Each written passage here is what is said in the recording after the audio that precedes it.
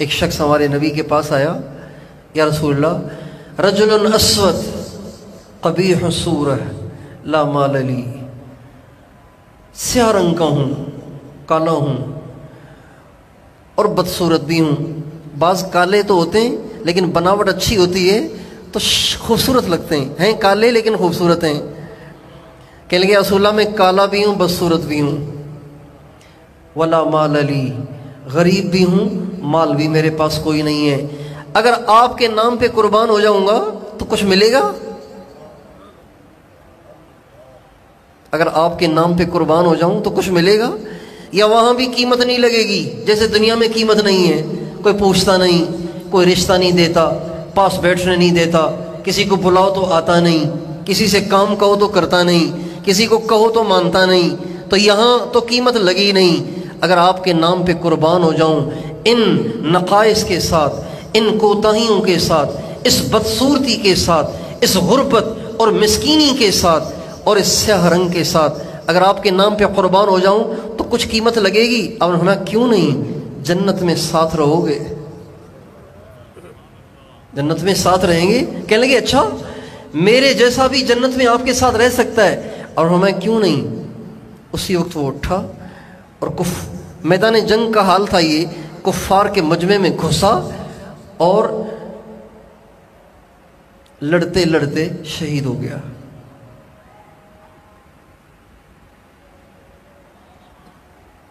آپ علیہ السلام کو پتہ چلا، اب بھاگ کے گئے اور آپ نے اس کے سر کو اپنی گود میں اٹھا لیا، اس کے سر کو اپنی گود میں اٹھا لیا۔ کیا نصیب تھے اس کالے کے، اس سیاہ فام کے، کیا نصیب تھے اس حبشی کے کہ جب وہ دنیا سے جا رہا تھا اس کا سر سرکار کی گود میں تھا۔ آپ علیہ السلام فرما رہے تھے تو کہہ رہا تھا نا کہ میں بدصورت ہوں، اللہ نے تجھے خوبصورت کر دیا۔ تو کہہ رہا تھا میں کالا ہوں، اللہ نے تجھے سفید اور گورا کر دیا۔ تو کہہ رہا تھا نا میں غریب ہوں، اللہ نے تیرا مال بڑھا دیا، اللہ نے تجھے جنت کا حقدار بنا دیا۔ کتنی بڑی بشارت کمالی، حالانکہ زندگی تو وہی تھی۔ ہمارے نبی کے ایک صحابی ہیں، ان کا نام سعد تھا، بنو سلیم سے ان کا تعلق تھا، بہت غریب اور مسکین آدمی تھے۔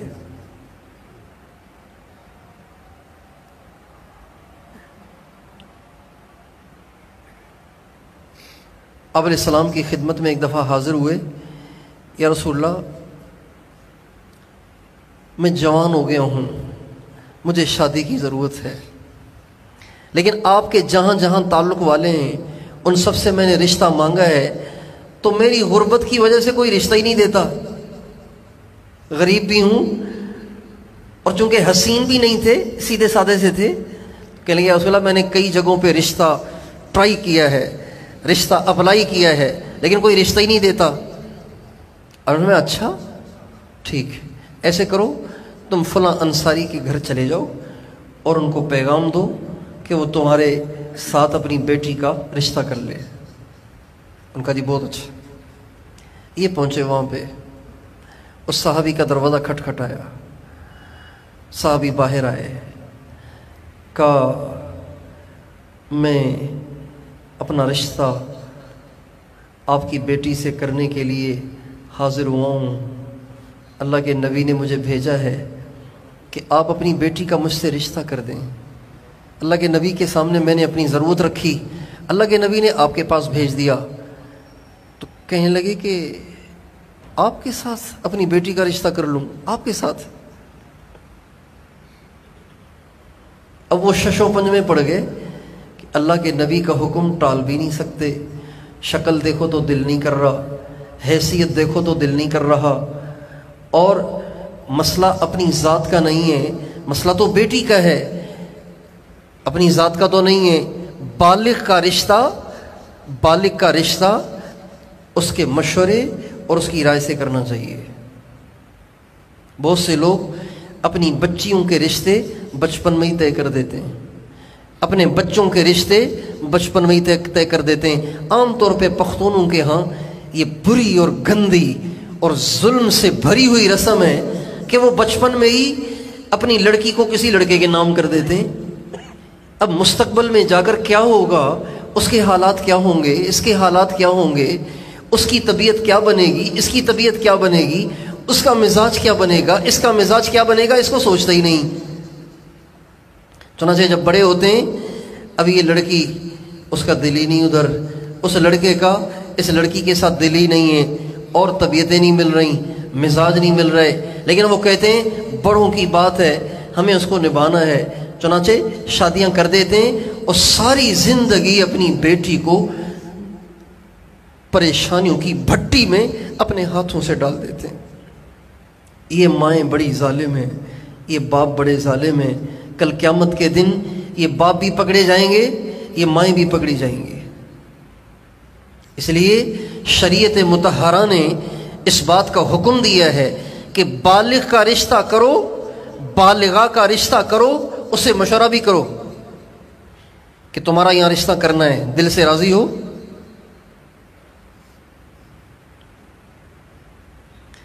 لیکن اس بات سے کوئی اپنی طرف سے استنباط نہ کرے کہ پسند کی شادی کرنا شریعت نے حکم دیا ہے، پسند کی شادی کا شریعت نے حکم دیا ہے، کوئی یہ غلط استنباط نہ کرے، اس لیے کہ پسند کی شادی کی بنیاد بد نظری ہوتی ہے، حرام کاری ہوتی ہے، نگاہوں کی بدماشی ہوتی ہے، اور جب نگاہوں کی بدماشی کے ساتھ رشتے طے ہوتے ہیں، حرام کاری کے ساتھ رشتے طے ہوتے ہیں، تو ان رشتوں میں برکت ہی نہیں ہوتی، اس لیے کہ رشتے کی بنیاد ہی بدماشی پر ہے، اللہ کی نافرمانی پر ہے۔ لیکن اتنی بات ضرور ہے کہ شریعت نے اس بات کا حکم دیا ہے کہ بالغ اور بالغہ کا رشتہ کیا جائے تو اس سے مشورہ ضرور کرنا چاہیے، زبردستی ہاں نہیں کروانی چاہیے کہ نہیں بس کرنا ہے، تم ہاں کرو تاکہ ہم دستخط کروائیں تم سے۔ تو باپ سوچ میں پڑ گئے کہ یہ سعد آ گیا ہے میری بیٹی کا رشتہ لینے کے لیے، اور بھیجا ہے اس کو اللہ کے نبی نے، انکار بھی نہیں کر سکتے اور ہاں بھی نہیں کر سکتے کہ مسئلہ میری ذات کا نہیں ہے، مسئلہ تو میری بیٹی کا ہے، وہ بھلا اس کالے پر کیسے راضی ہوگی، اس بدصورت پہ کیسے راضی ہوگی، اس مسکین پر کیسے راضی ہوگی۔ چنانچہ جب وہ شش و پنج میں پڑ گئے، ان کے چہرے پر تردد کے آثار نظر آئے، تو حضرت سعد سلام کر کے وہاں سے اٹھ کے واپس آ گئے کہ چہرہ ہی بتا رہا ہے کہ راضی نہیں ہے، تو زبردستی تو کر نہیں سکتے۔ لیکن جب حضرت سعد ان کے گھر سے نکلنے لگے تو ان کی بیٹی جو اندر تھی، چھوٹے چھوٹے گھر ہوتے تھے نا، تو باہر کی آواز بھی اندر چلی جاتی تھی، تو ان کی بیٹی جلدی سے باہر آئی، کہنے لگی ابو یہ کون آئے تھے؟ کہا بیٹا سعد آئے تھے، بنو سلیم کے کالے سے ہیں، غریب سے ہیں، وہ آئے تھے تمہارا رشتہ لینے کے لیے، اور کہہ رہے تھے اللہ کے نبی نے بھیجا ہے، تو میں تو پریشان ہو گیا اور میں تو سوچتا رہا، اتنے میں وہ اٹھ کے چلے گئے۔ تو حضرت اس صحابی کی بیٹی محترمہ کہنے لگی ابو آپ کیا سوچ رہے تھے؟ کہ بیٹی میں یہ سوچ رہا تھا کہ پتہ نہیں تو راضی ہوگی بھی کہ نہیں ہوگی اس بدصورت سے رشتہ کرنے کے لیے اور اس غریب سے رشتہ کرنے کے لیے۔ تو وہ کہنے لگیں النجا قبل ان یفضحک الوحی، ابو آپ جلدی جائیں اور جا کے اللہ کے نبی کو یہ خوشخبری سنائیں کہ جس کو آپ نے بھیجا ہے ہم اس سے رشتہ کرنے کے لیے تیار ہیں، ہم یہ نہیں دیکھیں گے کہ رشتہ کس سے کرنا ہے، ہم یہ دیکھیں گے کہ رشتے کا پیغام بھیجنے والا کون ہے۔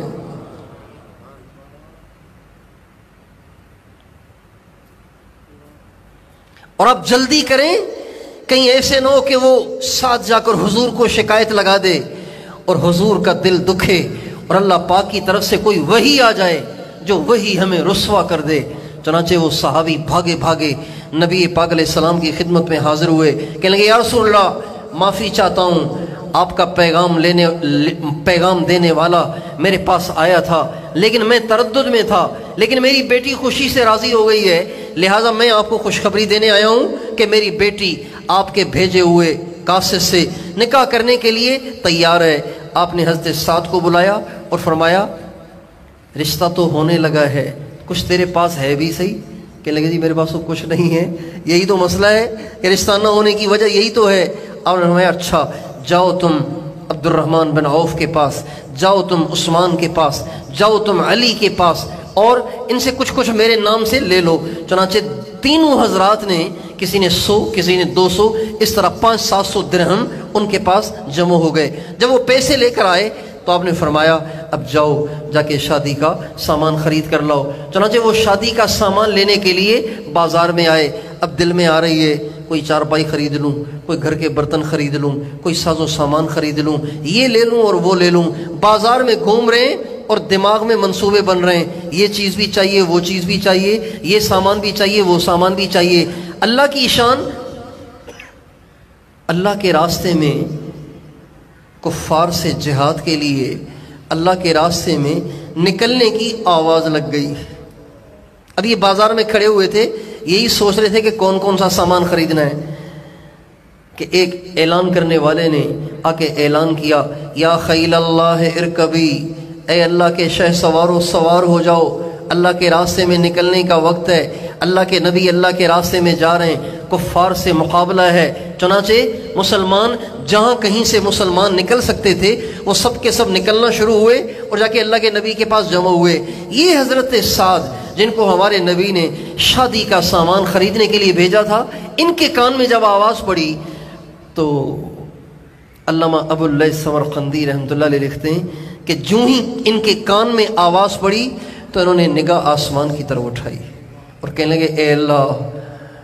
میں آیا تو ہوں شادی کا سامان لینے کے لیے، آیا تو ہوں اپنی دلہن کے لیے سامان لینے کے لیے، اپنی شادی کا ساز و سامان لینے کے لیے، لیکن ادھر تیرے ایک بندے نے آ کے تیرے راستے میں جان کی بازی لگانے کی آواز لگائی ہے۔ اے اللہ تیری عزت کی قسم، میں آج ساری خواہشات پہ چھری چلاتا ہوں، اپنی ساری خواہشات کو قربان کرتا ہوں، تیری عزت کی قسم ان پیسوں کو میں اپنی خواہشات پہ خرچ نہیں کروں گا، تیری رضا کے لیے خرچ کروں گا۔ چنانچہ انہی پیسوں سے گھوڑا خریدا، تلوار خریدی، ڈھال خریدی اور گھوڑے پہ سوار ہوئے، ڈھال کو لے لیا، تلوار کو لے لیا اور اپنے چہرے پہ نقاب اوڑھ لیا۔ اچھا، نقاب اس لیے اوڑھا کہ کہیں نبی پاک علیہ السلام دیکھ کر مجھے پہچان لیں اور پھر مجھے واپس نہ کر دیں کہ تیرا ابھی تو رشتہ کرنا تھا اور تیرا تو رشتہ ہو گیا ہے، تو سامان خریدنے گیا تھا تو کیوں نکل کے آ گیا۔ چنانچہ اپنا چہرہ چھپاتے ہوئے، اپنے چہرے پہ نقاب اوڑھے ہوئے وہ آ کے صفوں میں کھڑے ہو گئے۔ جب صفیں سیدھی ہونے لگیں تو سارے مسلمان جانے پہچانے تھے، ایک ان میں نقاب پوش کھڑا ہوا ہے، ایک ان میں نقاب پوش کھڑا ہوا ہے، تو آپس میں دائیں بائیں کے مسلمان کہنے لگے یہ نقاب پوش کون آ گیا ہے بیچ میں، یہ نقاب پوش بیچ میں کون آ گیا ہے، چہرہ اس نے چھپایا ہوا کیوں ہے، یہ کوئی اجنبی آدمی کہاں سے آ گیا ہے۔ جب آپس میں چیمی گوئیاں شروع ہوئیں تو حضرت علی کہنے لگے تمہیں کیا ہے کہ کون نقاب پوش آیا ہے، کوئی آیا ہوگا اللہ کی محبت میں، اللہ کے نام پہ جان دینے کے جذبے سے، لہذا تم اپنا کام کرو، اسے اپنا کام کرنے دو۔ چنانچہ جنگ شروع ہو گئی، کفار سے گھمسان کی لڑائی ہوئی، لڑتے لڑتے لڑتے لڑتے مسلمان بھی لڑ رہے تھے، یہ والا بھی لڑ رہا تھا جس نے اپنے چہرے پہ نقاب چڑھایا ہوا تھا۔ لڑتے لڑتے اچانک ایک کافر نے ایسی چوٹ ماری کہ حضرت سعد دھڑام سے گھوڑے پر سے نیچے گر گئے۔ جب گھوڑے پر سے نیچے گرے تو جو آدمی گر کر دوبارہ اٹھتا ہے تو وہ اپنی آستینیں چڑھاتا ہے، دشمن سے نمٹنے کے ارادے سے اپنی آستینیں چڑھاتا ہے۔ حضرت سعد نے تو اپنے آپ کو ایسا چھپایا ہوا اور ایسا لپیٹا ہوا تھا کہ کسی کو پتہ ہی نہ چلے کہ یہ کون ہے، لیکن جب چوٹ لگی اور گرے تو ان کو خیال نہ رہا کہ مجھے اپنے آپ کو چھپانا ہے، چنانچہ اٹھتے اٹھتے اور کافر کی طرف بڑھتے بڑھتے اپنی آستینیں جو چڑھائیں تو اللہ کے نبی کی دور سے نظر پڑ گئی اور ان کے کالے بازو جو حضور کو نظر آئے تو آپ نے فرمایا اَأَنْتَ سَعْدٌ اَأَنْتَ سَعْدٌ، کہیں تو سعد تو نہیں ہے جو اپنے چہرے کو چھپائے ہوئے اور اللہ کے راستے میں آیا ہوا ہے، کہیں تو سعد تو نہیں ہے۔ تو کہنے لگی اب تو چھپانے کا موقع ہی نہیں رہا، کہنے لگا بے ابی انت و امی یا رسول اللہ انا سعد، میری ماں میرا باپ آپ پہ قربان ہو جائیں، اللہ کے رسول میں وہی سعد ہوں جس کو آپ چھوڑ آئے تھے۔ آپ نے فرمایا وجبت وجبت، سعد جنت تیرے لیے واجب ہو گئی، واجب ہو گئی، واجب ہو گئی۔ جب یوں کہا تو حضرت سعد کہنے لگے جب واجب ہی ہو گئی ہے تو پھر دیر کس بات کی، چنانچہ انہوں نے تلوار کو اٹھایا اور کفار کے مجمع میں گھسے اور لڑتے لڑتے شہید ہو گئے۔ جب شہید ہو کر زمین پہ گرے تو آپ علیہ السلام کو کسی نے بتایا یا رسول اللہ وہ سعد تو شہید ہو گیا جس نے بھی دولہا بننا تھا۔ آپ علیہ السلام بھاگے بھاگے آئے، حضرت سعد کے سر کو اٹھا کے اپنی گود میں رکھا اور اس کے چہرے کو دیکھ کے آپ کی آنکھ سے آنسو بہنے لگے، آپ رونے لگے، پھر آپ مسکرانے لگے، پھر اس کے بعد آپ نے اپنا چہرہ موڑ لیا اور آپ ان کے چہرے سے مٹی بھی صاف کر رہے تھے۔ حضرات صحابہ کرام نے پوچھا یا رسول اللہ سعد کو دیکھ کر پہلے آپ رو رہے تھے، پھر آپ ہنس رہے تھے، پھر آپ نے چہرہ موڑ لیا، اس کی کیا وجہ ہے؟ آپ نے فرمایا اما بکائی فلفراقہی، میں جو رویا تھا وہ تو اس لیے کہ آج سعد سے جدائی ہو گئی، میرا جان نثار ساتھی چلا گیا، اس لیے میں رو رہا تھا۔ اور جو میں ہنسا تو میں سعد کے درجات دیکھ رہا تھا کہ کتنا بڑا درجہ اللہ تعالیٰ نے اس کو دیا ہے، اور میں نے جو منہ موڑ لیا وہ اس لیے کہ رأیت اثنتین من الحور العین تتنازعان فی جبتہ، میں نے جنت کی 2 حوروں کو دیکھا جو سعد کی طرف بھاگی چلی آ رہی ہیں اور تیزی سے دوڑ رہی ہیں اور اس کے جبے کو پکڑ کر اس کے ساتھ جنت میں جانے کے لیے تیار ہیں، اور اتنی تیزی سے دوڑ رہی تھیں کہ ان کی پنڈلیوں سے جبہ اٹھ رہا تھا، کپڑا ہٹ رہا تھا، تو شرم کے مارے میں نے اپنے چہرے کو ان سے پھیر لیا۔